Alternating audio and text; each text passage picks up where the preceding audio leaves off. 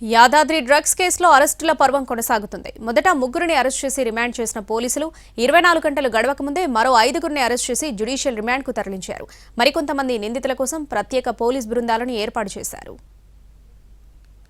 యాదాద్రి జిల్లాలో నిషేధిత డ్రగ్స్ విచారణ ముమ్మరమైంది.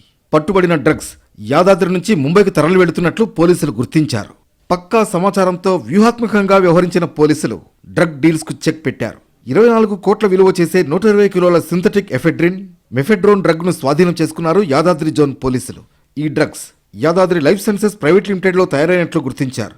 2 కార్లలో రామాజీపేట నుంచి ముంబైకి తరలిస్తున్న 100 కిలోల డ్రగ్స్ ను స్వాధీనం చేసుకున్న పోలీసులు తర్వాత రైడింగ్ లో మరో 8 మంది నిందితులను అరెస్ట్ చేసి రిమాండ్ కు తరలించారు. వీరి వద్ద నుంచి 2 వెర్నా కార్లు, 4 సెల్ ఫోన్లను స్వాధీనం చేసుకున్నారు పోలీసులు.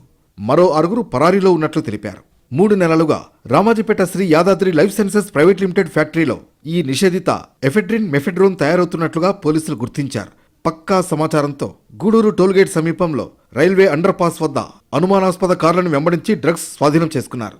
2 కార్ల నుంచి 100 కిలోల ఎఫెడ్రిన్, మెఫెడ్రోన్ ను స్వాధీనం చేసుకోగా ఆ తర్వాత జరిగిన రైడ్లో ఫ్యాక్టరీలో నిల్వ ఉన్న 15 కిలోలు, మరో నిందితులు ఇస్మాయిల్ ఇంట్లో మరో 5 కిలోలు, మొత్తం 120 కిలోల ఎఫెడ్రిన్, మెఫెడ్రోన్ డ్రగ్ ను పోలీసులు స్వాధీనం చేసుకున్నారు. భారీగా డబ్బు సంపాదించాలనే దురాశతోనే ఈ ముఠా డ్రగ్ డీల్ కు స్కెచ్ వేసినట్లు తెలుస్తోంది.